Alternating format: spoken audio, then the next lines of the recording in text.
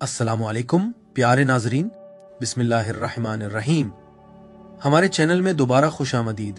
अल्लाह सुब्हानु ताला की तख्लीक करदा इब्तिदाई 11 किस्म के फरिश्तों का जामे जायजा लेने के बाद जो हजरत जिब्राईल, हजरत मीकाईल, हजरत इसराफील, हजरत अजराइल, कब्रों के साथी फरिश्ते, हजरत मुनकिर व नकीलर, जन्नत के दरवाजे का मुहाफिज हजरत रिजवान, जहन्नुम के मुहाफिज हजरत मालिक, चार अजीम फरिश्ते जो हमाल और अर्श के नाम से जाने जाते हैं, यानी अल्लाह के अर्श के हमाल, और आखिर में जोड़े के फरिश्ते हजरत रकीब और हजरत अतीद या मशहूर तौर पर करामा कातबीन कहलाने वाले फरिश्ते जो मोमिन को मौत के वक्त खुश आमदीद कहते हैं, और आखिर में सातों जमीनों के फरिश्ते तमाम प्रामन और बरकत वाले जो हमने अपनी पिछली वीडियो में दरियाफ्त किए थे।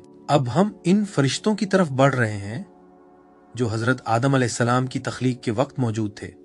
हजरत आदम अलैहिस्सलाम की तख्लीक, जो पहले इंसान और इंसानियत के वालिद हैं, एक बहुत ही अहम वाकया था जो आलिम गैब में हुआ। यह सिर्फ अल्लाह की तरफ से एक इलाही अमल नहीं था, बल्कि एक ऐसा लम्हा था जिसमें फरिश्ते भी शामिल थे जो उस मुकद्दस लम्हे के गवाह, सवाल करने वाले और शरीक थे। अल्लाह ने हजरत आदम को अपनी हथेलियों से मिट्टी से बनाया, उनकी सूरत दी और उनमें अपनी रूह फूंकी। फिर फरिश्तों को हुक्म दिया कि वो उसके सामने सजदा करें। उस अमल के हर मरहले में मुख्तलिफ फरिश्ते शामिल थे जो अल्लाह के हुक्म के मुताबिक अपना किरदार अदा कर रहे थे। उससे पहले कि आगे बढ़ें, एक छोटी सी इत्तला। हमारी तमाम वीडियोस यूट्यूब चैनल पर अंग्रेजी और उर्दू दोनों जुबानों में दस्तयाब हैं। आप उन्हें अपनी सहूलत के लिए प्लेलिस्ट में देख सकते हैं। अब चलते हैं, आइए हजरत आदम अलैहिस्सलाम की तख्लीक और उनके इर्द गिर्द मौजूद अजीम फरिश्तों की मुकम्मल तस्वीर में गोता लगाएं। मंजर एक, आसमानी ऐलान। आसमान की विसातों में तमाम फरिश्ते जमा थे। अल्लाह के अर्श से रोशनी चमक रही थी और उसके इर्द गिर्द अर्श के हमाल उसकी तस्बीह कर रहे थे। फिर अल्लाह ने फरमाया, जैसा कि सूरह अल बकरा आयत 30 में जिक्र है, बेशक मैं जमीन में एक खलीफा बनाने वाला हूं। ये अल्फाज फरिश्तों के दरमियान बिजली की तरह फैल गए। कुछ लर्ज गए, कुछ ने आजिजी से मजीद झुकाव दिखाया और कुछ ने एहतराम के साथ पूछा, क्या आप उसमें ऐसे को रखेंगे जो फसाद फैलाए और खून बहाए, जबकि हम आपकी तस्बीह करते हैं और आपको पाक करते हैं? ये नाफरमानी नहीं थी बल्कि हैरत थी। उन्होंने पहले जिन्नात को देखा था जो जमीन पर फसाद फैलाते थे। उनकी मौजूदगी हजरत आदम की तख्लीक की कायनाती अहमियत को जाहिर करती है।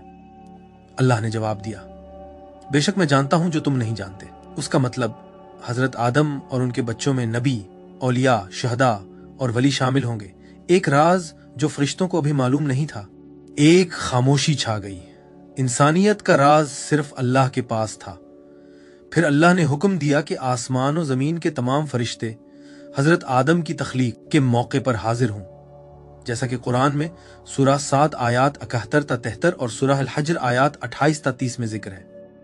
और जब तुम्हारे रब ने फरिश्तों से कहा कि मैं एक इंसान को मिट्टी से पैदा कर रहा हूं, बस जब मैं उसे मुकम्मल तौर पर बनाया और उसमें अपनी रूह फूंकी तो तुम सब उसके सामने सजदा करो। इसका मतलब है कि तमाम फरिश्ते मौजूद थे। अर्श के फरिश्ते, आसमान के फरिश्ते, जमीन के फरिश्ते, लिखने वाले फरिश्ते, रोशनी के फरिश्ते और हत्ता के जो तख्लीक की हिफाजत कर रहे थे। पिछली वीडियोस में हमने ये भी दरियाफ्त किया कि अल्लाह ने हर जानदार को पानी से पैदा किया, आसमान के पानी और जमीन के पानी की तख्लीक, फ्लैट जमीन के ऊपर गुंबद की तख्लीक। जमीन की हकीकी शक्ल के बारे में कुरान और इस्लामी कायनातियात, आसमान की इब्तिदाई, पानी, कुर्सी यानी अल्लाह का फर्श, अर्श यानी अल्लाह का तख्त, लोह महफूज, पेन यानी अलकलम, अल्लाह ने कायनात क्यों पैदा की, अल्लाह की पहली तख्लीक, कायनात के 7 दरवाजे और जिहाद, और ये बहस कि अल्लाह ने कायनात को पैदा करने से पहले कहाँ थे। अगर आपने ये वीडियोस नहीं देखी हैं तो जरूर देखें। अब चलते हैं, मंजर 2।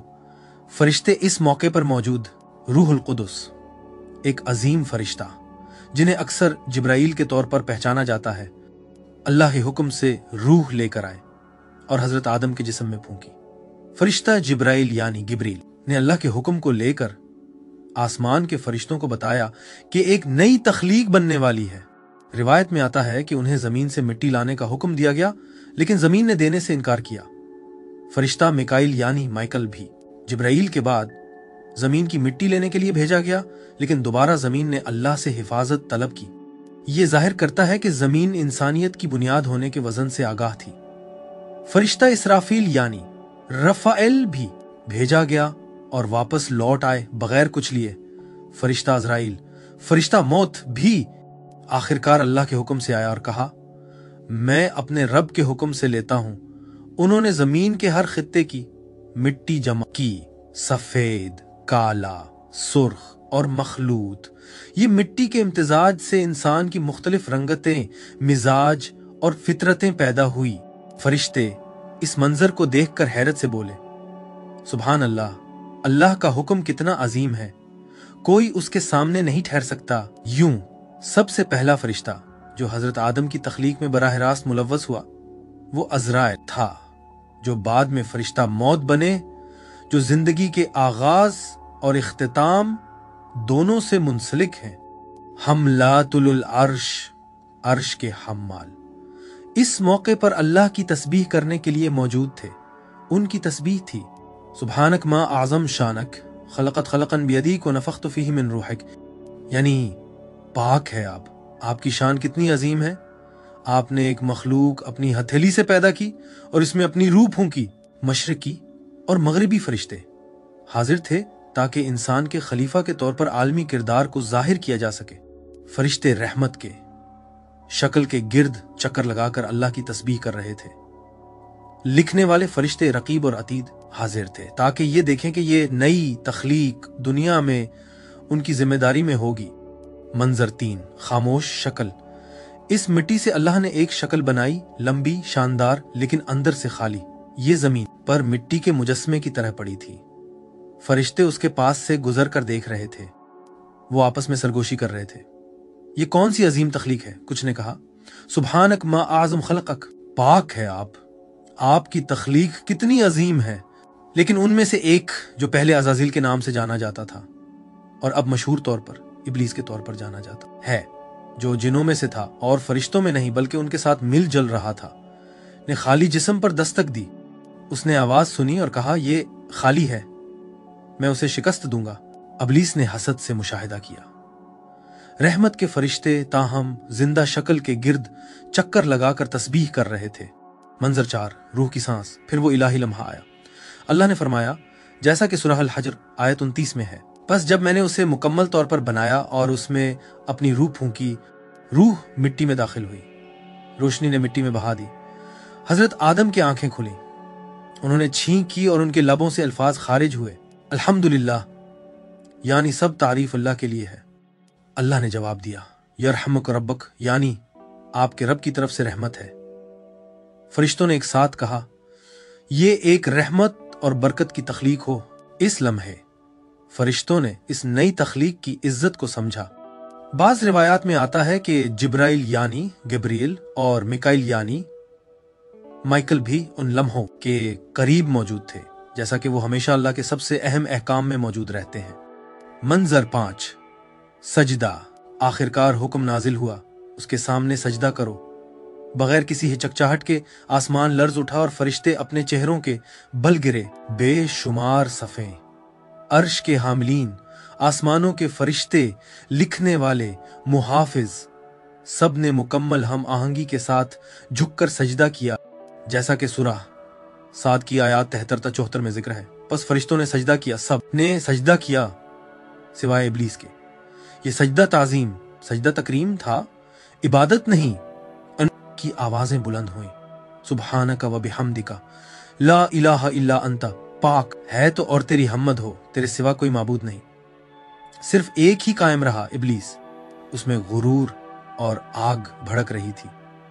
اس نے کہا، میں اس سے بہتر ہوں، تو نے مجھے آگ سے پیدا کیا اور اسے مٹی سے۔ فرشتے اس کے الفاظ پر پیچھے ہٹ گئے۔ ان کی اطاعت کی روشنی اس کی تکبر کی تاریکی کے مقابلے میں نمایاں تھی۔ کائنات کے ہر فرشتے، جس کی تعداد بے شمار تھی، نے فوراً اس حکم کی تعمیل کی، مکمل اطاعت کے ساتھ جھک کر۔ صرف ابلیس، جو جنوں میں سے تھا، انکار کر گیا اور ملعون ہو گیا۔ یہ سجدہ انسانیت کی عزت قائم کرنے والا تھا، دکھانے کے لیے کہ فرشتوں، نور کے مخلوقات کو حکم دیا گیا کہ وہ آدم کی عزت کو تسلیم کریں۔ منظر 6، انسانیت کا راز۔ پھر عرش کے حاملین نے کہا سبحانک و بحمدک خلقت خلقم بقدرتک وش اکلت خلقم بحکمتک، یعنی پاک ہے تو اور تیری حمد ہو، تو نے اپنی قدرت سے پیدا کیا اور حکمت سے شکل دی۔ انہوں نے راز سمجھ لیا، انسان میں وہ صلاحیت موجود تھی کہ وہ اللہ کو ایسے جان سکے جس طرح فرشتے نہیں جان سکتے۔ جدوجہد، توبہ، محبت اور شوق کے ذریعے، اور یوں انسانیت کی کہانی شروع ہوئی، فرشتوں کی موجودگی میں پیدا ہوئی، الہامی روح سے بلند ہوئی اور ہمیشہ کے لیے روشنی کی اطاعت اور آگ کے تکبر سے نشان زد ہوئی۔ منظر 7، ناموں کی تعلیم۔ سجدہ کے بعد فرشتے دوبارہ جمع ہوئے، آسمانی دربار روشنی سے بھر گیا، عرش کے حاملین خوف و حیرت میں کانپ رہے تھے اور فرشتوں کی صفِ نظر سے باہر تک پھیلی ہوئی تھی۔ پھر اللہ تعالیٰ نے اعلان فرمایا، جیسا کہ سورہ بقرہ کی آیات 31 اور 32 میں ذکر، اور اس نے آدم کو تمام نام سکھائے۔ فرشتوں نے عاجزی سے جواب دیا، پاک ہے تو ہم کو کوئی علم نہیں مگر جو تو نے سکھایا۔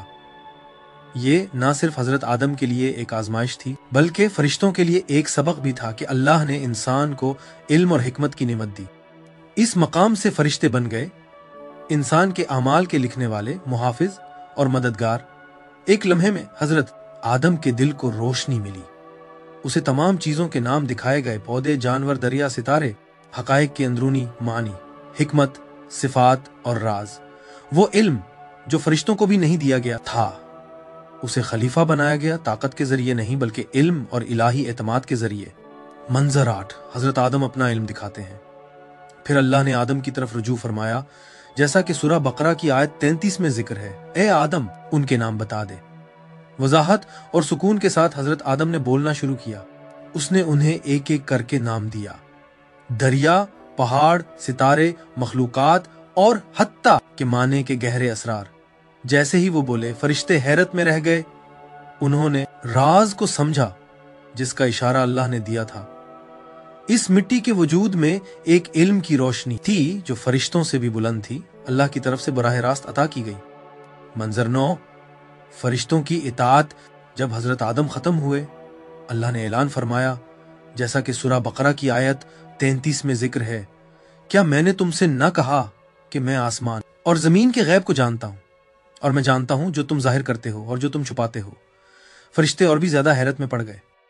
ان کا پہلے والا سوال، کیا تو اس پر کسی کو مقرر کرے گا جو فساد کرے، جواب پایا، کیونکہ اگرچہ انسان گناہ کرے گا، اس میں علم، صلاحیت اور اللہ سے ایک خفیہ رشتہ موجود ہے جو فرشتوں کو بھی نہیں ملا۔ منظر 10، ابلیس کا رد عمل۔ ان کے درمیان ابلیس کھڑا تھا، دیکھ رہا تھا۔ جہاں فرشتے عاجزی کے ساتھ تسلیم ہوئے، اس کا غرور گہرا ہوا۔ وہ قبول نہیں کر سکا کہ مٹی سے پیدا ہونے والے کو وہ سب کچھ مل جائے جو آگ کو نہیں ملا۔ اس کی حسد بڑھی، ایک آگ جو بعد میں اسے گھیر لے گی۔ منظر 11، حضرت آدم علیہ السلام کا جنت میں قیام اور فرشتوں کا مشاہدہ۔ نام سکھائے جانے کے بعد حضرت آدم علیہ السلام کو جنت میں ان کا ٹھکانہ دیا گیا۔ فرشتے اس رحمت پر خوش ہوئے جو اللہ نے دی تھی۔ انہوں نے اپنے نئے بھائی کو عزت و وقار میں ملبوس اور نعمتوں سے گھرا ہوا دیکھا۔ جنت کے فرشتہ رضوان کے زیر قیادت ان کا استقبال کرتے ہیں۔ وہ حیران تھے کہ اللہ نے انہیں حوا کی صحبت سے بھی نوازا۔ انہیں حفاظت میں خدمات انجام دینے کا حکم دیا گیا، ان کے آرام اور سایہ کی جگہ تیار کرنے کے لیے جو ان کے خلیفہ کے مقام کی علامت تھا۔ منظر 12، ابلیس کی وسوسہ اور فرشتوں کا غم۔ جب ابلیس نے حضرت آدم علیہ السلام کو وسوسہ دینے کا منصوبہ بنایا، جنت کے فرشتے کچھ نہیں کر سکے کیونکہ اللہ نے انسان کو اختیار دیا تھا۔ وہ افسوس کے ساتھ دیکھتے رہے جب ابلیس نے انہیں درخت سے کھانے کے لیے بہکایا۔ فرشتے جانتے تھے کہ یہ اللہ کی حکمت کا حصہ ہے، لیکن ان کی صفیں غم سے لرز گئیں جب پہلی بار مخلوق میں نافرمانی کو دیکھا۔ بعض روایات میں ذکر ہے کہ فرشتے جبرائیل اور میکائیل جنت کے دروازوں پر کھڑے تھے جب حضرت آدم اور حوا نکالے گئے، جو اس پہلے باب کے بند ہونے کی علامت ہے۔ منظر 13، زمین پر نزول۔ جب اللہ نے ان کے زمین پر اترنے کا حکم دیا، فرشتے موجود تھے۔ فرشتہ جبرائیل نے انہیں زمینی جہان کی طرف رہنمائی کی۔ فرشتوں نے انہیں توبہ کے کلمات پہنچائے، جیسا کہ سورہ الاعراف آیت 23 میں ذکر ہے، اے ہمارے رب، ہم نے اپنے آپ پر ظلم کیا، اور اگر تو ہمیں نہ بخشے اور ہم پر رحم نہ کرے تو ہم یقیناً نقصان اٹھانے والوں میں ہوں گے۔ انہیں دکھایا گیا کہ زمین اب ان کی جد و جہد اور عبادت کی جگہ ہوگی۔ فرشتے ان کے ساتھ اترے، زمین کی حدود قائم کی، سمندر، پہاڑ، ہوائیں، تاکہ انسان کی نئی زندگی میں مدد فراہم ہو۔ منظر 14، قابل اور حابیل کی پہلی قربانی۔ جب حضرت آدم کے بیٹوں نے قربانیاں پیش کی، فرشتے آسمان سے آگ لے کر حابیل کی قبول شدہ قربانی کو جلانے آئے۔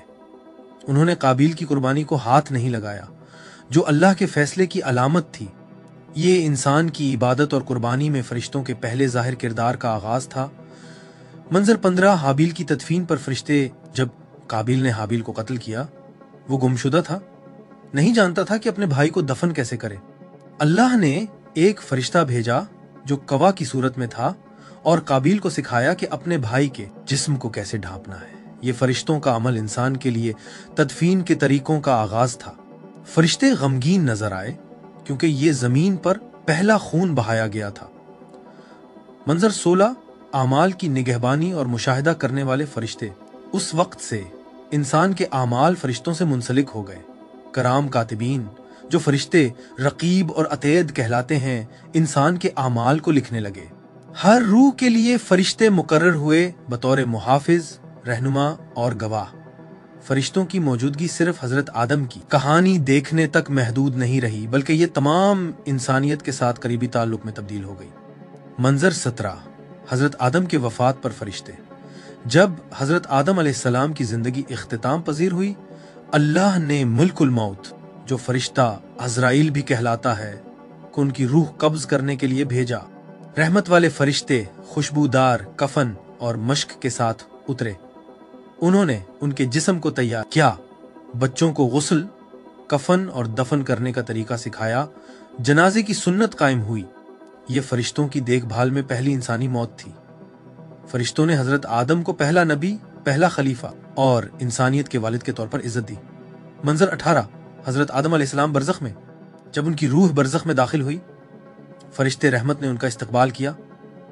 انہیں علیین میں رکھا گیا، جو نیک لوگوں کا اعلیٰ درجہ ہے۔ ان کی روح کو اس طرح خوش آمدید کہا گیا جیسے یہ پہلے نبی کی روح تھی جو اللہ کی طرف واپس گئی۔ غیب کی دنیا میں فرشتوں نے سمجھا کہ تمام آنے والے انسان اسی راستے پر چلیں گے، یعنی زندگی، موت، برزخ اور پھر قیامت۔ دیگر انبیاء کے ساتھ یہ فرشتے، جو فرشتے حضرت آدم علیہ السلام کے ساتھ موجود تھے، وہی کیٹیگریز بعد کے انبیاء کے ساتھ بھی دوبارہ ظاہر ہوتی ہیں۔ فرشتہ جبرائیل گابریل کے نام سے بھی جانا جاتا ہے۔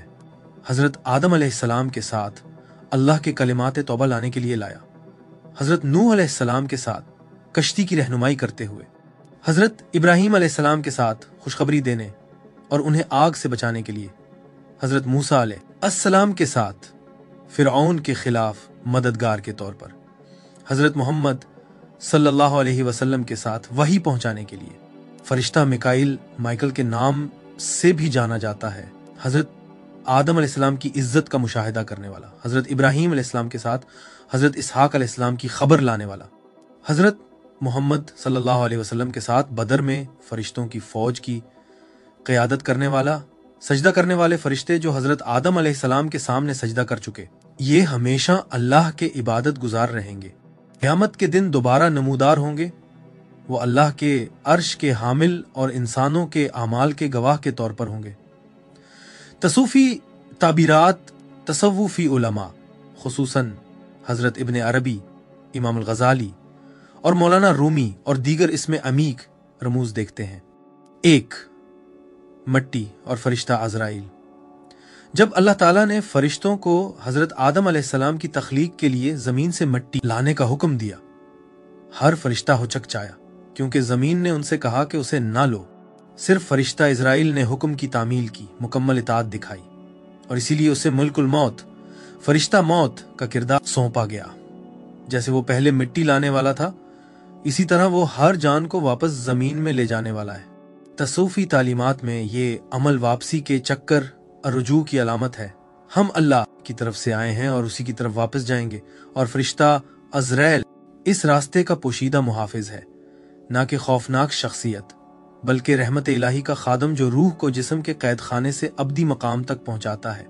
अजरील की मिट्टी जमा करना इंसानियत को उसकी जमीनी असल और लाजमी मिट्टी में वापसी की याद दिलाता है।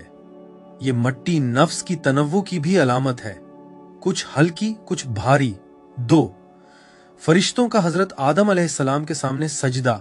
तसूफी फिक्र में ये सजदा मिट्टी के लिए नहीं बल्कि इस पोशीदा राज सर्र के लिए था जो अल्लाह ने इंसान में रखा, यानी अल्लाह की सांस, नफ्सुर रहमान, अल्लाह की सांस इंसान में रखी गई मोहब्बत इलाही का राज की अलामत है। फरिश्ते अल्लाह के नामों की अक्कासी में सजदा करते हैं और ये जाहिर करता है कि खालिस नूर के हामिल भी इंसान में छुपी सलाहियत को पहचानते हैं। फरिश्तों का सवाल अक्ल की आवाज थी, उनका सजदा इंसानी दिल की कुदरत इलाही मोहब्बत को तस्लीम करना था। 3 इब्लीस का इनकार। तसव्वुफी तालीम में इब्लीस ने सिर्फ मिट्टी देखी, हजरत आदम में अल्लाह का नूर नहीं।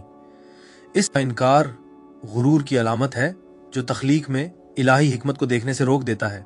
फरिश्तों का आलमी सजदा इंसान की इज्जत को दिखाता है, जबकि इब्लीस का इनकार गुरूर के खतरे को जाहिर करता है। इब्लीस का इनकार आजाद मर्जी के साथ गुरूर का साये की मानिंद है। 4 इल्म वाले फरिश्ते। फरिश्तों ने इतराफ किया कि उनका इल्म महदूद है, जबकि हजरत आदम को अस्मा सिखाए गए। तसव्वुफी और तरीकत के उस्ताद इसको इस इशारे के तौर पर देखते हैं कि इंसान का दिल पाक होकर इलाही असरार को संभाल सकता है जो फरिश्तों के पास नहीं। ये सिर्फ अल्फाज नहीं बल्कि बातनी हकायक थे। अल्लाह के नाम जो तख्लीक में अक्कासी करते हैं। हजरत आदम अलैहिस्सलाम को अल्लाह की मखलूकात के जरिए उसके जानने की सलाहियत दी गई। फरिश्तों का एतराफ कि वो अल्लाह के नामों से नावाकिफ हैं और इल्म की कमी खालिस अक्ल की इस बात को जाहिर करता है कि आला मार्फत के सामने आजिज़ी लाजिम है। हजरत आदम के नामों, दरियाओं, पहाड़ों वगैरह का बयान इंसानी रूह की आवाज की अलामत है जब वो इलाही नूर से मुनव्वर हो और वो सच्चाई बयान कर सकती है जो फरिश्ते भी नहीं जानते। 5 जन्नत और सुकूत। तसव्वुफ में फरिश्ते जो देख रहे थे इंसान के इम्तिहान के अब्दी गवाह हैं, उसकी दुनियावी जिंदगी में सऊद और जवाल दोनों को आसमान देखता है। 6 हाबील की तदफीन। फरिश्ता तसव्वुफ में इस बात की नुमाइंदगी करता है कि गुनाह में भी अल्लाह की रहमत रहनुमाई भेजती है। 7 लिखने वाले फरिश्ते। तसूफी उस्ताद याद दहानी करते हैं कि हर अमल अब्दियत में गूंजता है और उन देखे हुए लिखारियों के जरिए निगरानी की जाती है। 8 हजरत आदम की वफात फरिश्तों की देखभाल से जाहिर होता है कि इंसान अगरचे मिट्टी से पैदा हुआ इज्जत के साथ मरता है अगर वो अल्लाह के नूर और माफी पर कायम रहे। तसूफी उस्ताद कुरान की आयत पर जोर देते हैं कि अल्लाह की रस्सी से मजबूती से पकड़ो। क़यामत के दिन का किरदार वही फरिश्ते जो हजरत आदम अलैहिस्सलाम के सामने सजदा कर चुके थे सफों में खड़े होंगे, अल्लाह की अहमदीहा करते हुए और उसके हुक्म के मुंतजिर होंगे, जैसा कि सूरह साफात आयत 1-5 में बयान हुआ है। फरिश्ते जिब्राइल और मिकाइल अर्श के करीब होंगे, सबसे बड़े फरिश्तों में जो हजरत आदम की इज्जत करते थे। वो उसके बच्चों की क़यामत के मुशाहिदे में शरीक होंगे। तफसीर तबरी जैसी रिवायात में जिक्र है कि हजरत मूसा अलैहिस्सलाम भी उन फरिश्तों के साथ अर्श उठाने में मदद करेंगे जो कभी हजरत आदम के सामने सजदा कर चुके थे। ये इलाही इज्जत का चक्कर है। कब्र और बरज़ख में किरदार। हजरत आदम की कहानी से जुड़े फरिश्ते बरज़ख के तजर्बे में दोबारा नमूदार होते हैं। हजरत मुनकर और नकीर कब्र के सवाल करने वाले हर इंसान के पास आते हैं, ईमान का इम्तिहान लेते हैं। याद दहानी कि हजरत आदम का पहला इम्तिहान उसके तमाम औलाद तक पहुंचा। रहमत वाले फरिश्ते यानी मलासियोनिकत अल रहमा नेक रूह को खुश आमदीद कहते हैं, जैसे उन्होंने हजरत आदम को जन्नत में खुश आमदीद कहा। अजाब वाले फरिश्ते यानी मलासियोनिकत अल अजाब गुनाहगार के लिए आते हैं। उसका इजहार कि इब्लीस की तरह हुक्म से इनकार करने के नताइज होते हैं। तसूफी कुतुब में कब्र को हजरत आदम की मिट्टी की वापसी समझा जाता है और फरिश्ते इम्तिहान लेते कि आया इंसान ने अंदरूनी नूर को संभाला या सिर्फ मिट्टी की हैसियत से जिंदगी गुजारी। इन फरिश्तों को देखने का इम्कान, जो फरिश्ते हजरत आदम के सामने सजदा कर चुके थे, वही कैटेगरीज आज भी हमारे साथ हैं। मुहाफिज, लिखारी, अर्श के हामिल वगैरह। तसव्वुफी तालीमात के मुताबिक जो कोई दिल को पाक करे कल्ब, وہ کشف کے ذریعے وہی فرشتوں کی موجودگی دیکھ سکتا ہے جو حضرت آدم کے تخلیق کے وقت موجود تھے۔ حفاظت اور آگاہی۔ 1. کمال مرشد کا کردار طریقت اور تصوف میں۔ کامل مرشد یعنی پرفیکٹ اسپرچول گائیڈ کو تصوف میں پیغمبر صلی اللہ علیہ وسلم وارث مانا جاتا ہے، جو مرید کو مٹی نفس سے نور روح تک لے جاتا ہے۔ جیسے فرشتوں کو حضرت آدم کے سامنے سجدہ کرنے کا حکم دیا گیا، مرشد مرید میں نفس الرحمان کو بیدار کرتا ہے۔ جیسا کہ سورہ کہف آیت 17 میں ہے، جسے اللہ ہدایت دے وہ واقعی ہدایت یافتہ ہے، اور جسے اللہ گمراہ چھوڑ دے تم اسے کبھی مرشد نہیں پاؤ گے۔ فرشتے ہمیشہ ذکر میں مشغول ہیں، مگر ان کا ذکر مقرر اور محدود ہے۔ انسان مرشد کی رہنمائی کے ذریعے ہر سانس کو ذکر میں بدل سکتا ہے، فرشتوں کی طرح مسلسل، بلکہ اعلیٰ، کیونکہ یہ آزاد مرضی کے ذریعے ہے۔ مرشد مرید کو حبس النفس یعنی سانس کی مراقبہ اور ذکر خفی یعنی خاموش ذکر سکھاتا ہے۔ ہر سانس اللہ کی تصدیق کرتا ہے، اور یہ روحانی سانس انسان کو فرشتوں کے مقام سے بلند کرتی ہے، کیونکہ فرشتے اپنے پیدا شدہ ذکر میں مقید ہیں۔ انسان جب نفس پر قابو پائے اپنی آزاد مرضی کو ذکر میں بدلتا ہے، یہ بلند ہے کیونکہ یہ منتخب شدہ محبت ہے۔ جیسا کہ مولانا رومی فرماتے ہیں، فرشتوں کو بھوک، شہوت یا غصہ نہیں، وہ پاک ہیں۔ انسان سب کچھ رکھتا ہے، پھر بھی جب وہ ان پر قابو پائے تو وہ فرشتوں سے بلند ہو جاتا ہے۔ 2. سانس کا مسلسل ذکر اور نفس الرحمان۔ ہر سانس ایک امانت ہے۔ طریقت اور تصوف کے استاد فرماتے ہیں، ہر سانس جو ذکر میں نہ ہو وہ ضائع ہے اور دوبارہ حاصل نہیں کی جا سکتی۔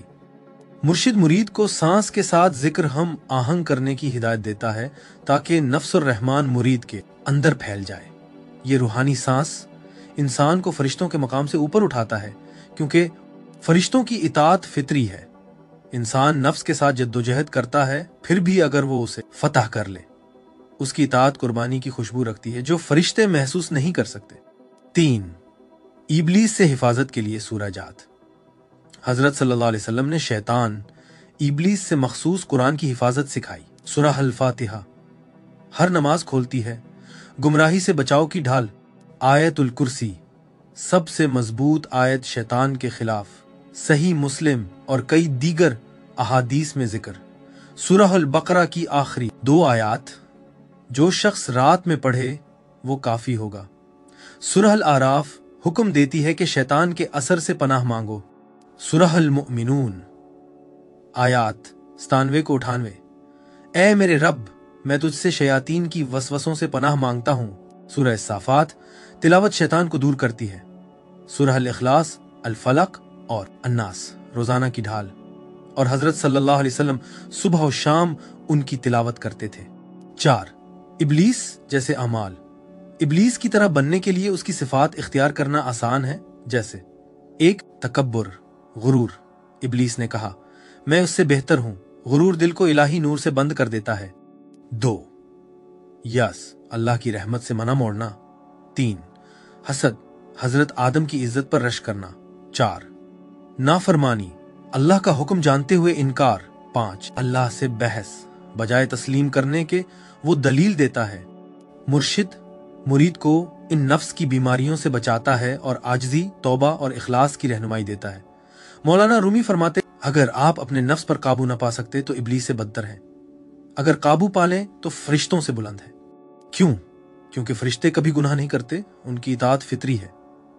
انسان نفس کے ساتھ جدوجہد کرتا ہے، اور اگر فتح کرے اس کی اطاعت قربانی کی خوشبو رکھتی ہے جو فرشتے محسوس نہیں کر سکتے۔ مرشد اس جدوجہد میں چراغ بردار کی طرح ہے، راستہ روشن کرتا ہے تاکہ شاگرد غرور یا یأس میں نہ گرے۔ 5. فرشتوں کی حمایت حاصل کرنے اور بلند مقام پانے کے طریقے۔ کامل مرشد کی پیروی کریں، اس کے بغیر ذکر سطحی رہ سکتا ہے، اس کے ساتھ ہر سانس حق بن جاتا ہے۔ روزانہ ذکر اور مراقبہ، سانس کے ساتھ خاموش ذکر، اجتماعات میں بلند ذکر، باقاعدہ قرآن کی تلاوت، خصوصاً حفاظت کی سورہ جات۔ غرور سے بچیں، عاجزی وہ تاج ہے جس نے حضرت آدم کو فرشتوں سے بلند کیا۔ انسانیت کی خدمت کریں جیسے فرشتے اللہ کی خدمت کرتے ہیں۔ इंसान उस वक्त फरिश्तों से बुलंद हो जाता है जब वो मोहब्बत के साथ खिदमत करे। बस अजीज नाजरीन, हजरत आदम अलैहिस्सलाम की तख्लीक एक मख्फी अमल नहीं था, बल्कि एक ऐसा अमल था फरिश्तों के सामने अंजाम पाया। उन्हें इंसानियत के आगाज का गवाह और शरीक बनाया। फरिश्ता अजराइल की मिट्टी जमा करने से लेकर जिब्राइल और मिकाइल के मुशाहिदे तक, फरिश्तों के आलमी सजदे तक, उनका किरदार इस लम्हे की अजमत को जाहिर करता है। हजरत आदम के तख्लीक के वक्त मौजूद फरिश्ते हमें याद दिलाते हैं कि इंसानियत की कहानी मादी और गैब की दुनिया के साथ जुड़ी हुई है। जैसे वो जिंदगी के आगाज में मौजूद थे, वो आज भी हमारे साथ हैं, अमाल लिखते, रहनुमाई करते, हिफाजत करते और आखिर में रूह का इस्तकबाल करते हैं। इस तरह हजरत आदम अलैहिस्सलाम की तख्लीक पर फरिश्तों की मौजूदगी सिर्फ तारीखी तफसील नहीं, बल्कि एक गहरा निशान है। इंसानियत को फरिश्तों से पहले इज्जत दी गई, लेकिन इज्जत के साथ जिम्मेदारी भी आई। अल्लाह की इताअत में जिंदगी गुजारना जैसे फरिश्ते करते हैं। हमारी वीडियो देखने का शुक्रिया। अगर आप इस मवाद से लुत्फ अंदोज हुए और उसे फायदा मंद पाया तो बराह करम वीडियो को लाइक करें, दूसरों के साथ शेयर करें और हमारे चैनल को सब्सक्राइब करें, ताकि मजीद मुस्तनद और ईमान को मजबूत करने वाला मवाद हासिल कर सकें और आए इल्म के इस सफर को साथ जारी रखें। इंशाअल्लाह अगली वीडियो में मुलाकात होगी। अल्लाह हाफिज।